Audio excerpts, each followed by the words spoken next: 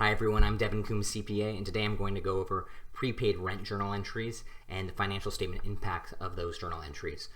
This is accumulation of our previous few journal entry videos where we go into building a business and all the entries required to build that business and all the financial statement impact. So thank you for watching. Please watch the other videos and subscribe if you want to see the full financial statement impact if you're interested in learning about accounting, becoming a CPA, or you're a business owner or financial advisor who wants to learn all of these financial metrics.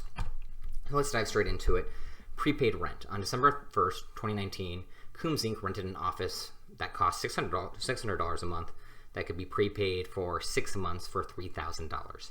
So the office space, the company owning the office space is saying if you prepay or for 6 months and commit to this 6-month term, we'll give you a 1-month discount because 6 times 600 would be 3,600. So they're giving the 1-month discount for the prepayment.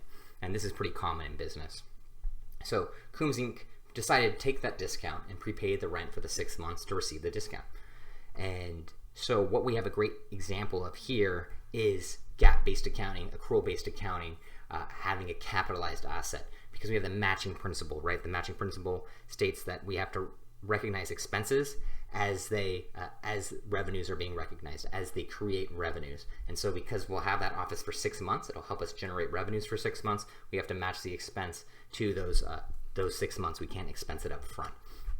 So because of that, we're going to debit an asset, prepaid rent. So that asset is a current asset, a short-term asset that we're debiting on the day that we pay for it. This is December 1st, 2019, in exchange for cash. So we're debiting an asset, increasing it. Remember, assets have a normal balance of a debit, and we're crediting cash, which have a normal, cash again is an asset, has a normal balance of a debit, but because we're crediting it, it's reducing our cash. So we're paying cash for that right to use this asset, the office, for the next 6 months. Disclaimer here, lease accounting can get more complex, and there's a new rule out called ASC 842, which I'll go over in other videos. But for here, we're using a simplified method, and we're determining the company has elected that simplified method for terms of prepaid rent less than a year.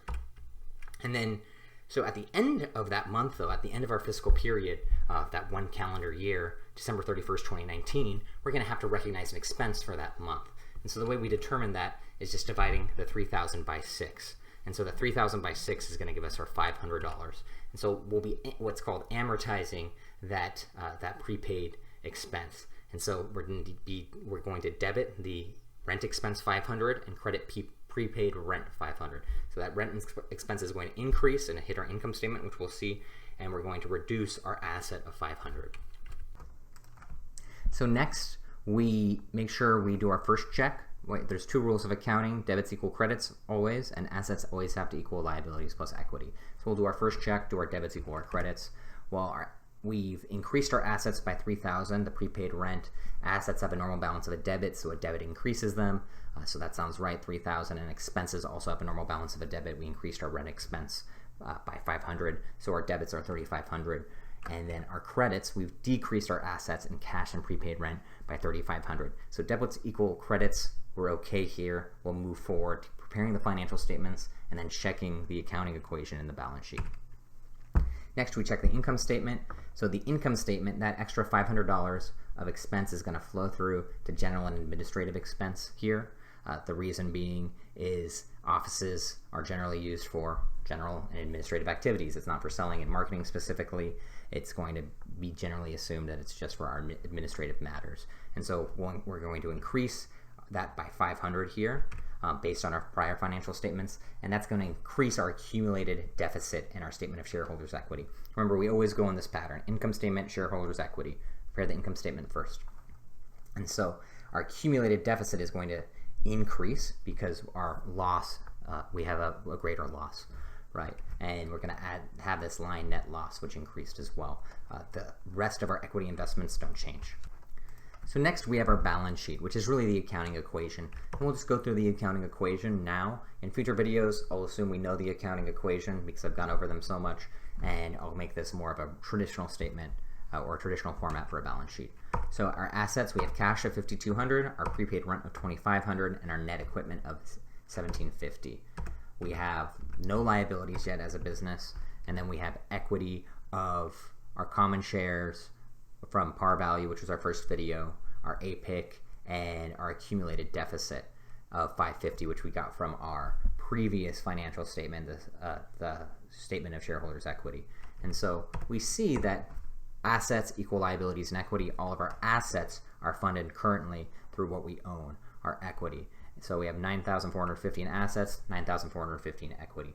And so make sure you understand the flow from our journal entries to these financial statements. It will really help you understand the big picture of accounting. And then we have no liabilities. No creditors have funded us yet. Lastly, we're going to create the statement of cash flows, and we'll see how this flows through this statement, because remember, we've been using accrual-based accounting or GAAP-based accounting, and now we're going to reconcile it to cash-based accounting. So accrual-based, GAAP-based accounting reconciled to cash-based accounting in this statement of cash flows. We're using the indirect method because that's the most common method. So we can see here our net loss increased, but because we prepaid rent, we also have to decrease our cash flows for the prepaid rent, because in reality, even though we've increased our asset, that increased asset was through cash we paid. And so that reconciliation means that we've spent $3,000 now in our operating activities. Our investing activities have not changed. Why? I can see some people arguing that, well, renting an office is an investment. Well, our operating activities are really going to be focused on those short-term assets and short-term liabilities. Investing is long-term assets. Financing is equity and long-term liabilities. So because this is short-term, because it's hitting the P&L, the income statement, we're going to be adjusting it in our operating activities. And so we have now a net cash used in operating activities of $3,000. If you think about it, this makes sense. We spent $3,000 on rent. So this should be logical here. We've spent $3,000 on rent, cash in this period, and that's why we have a cash outflow related exactly as $3,000. See, it ties directly. Our investing activity is related to our second video, the purchase of equipment, and that depreciation reversed out above. And then our financing activities is from our first video, which this 5,200, our check is our 5,200. Does it reconcile to our ending cash in our balance sheet? It does. So that 5,200, since it's the same, we are confident that we have a correct statement of cash flows.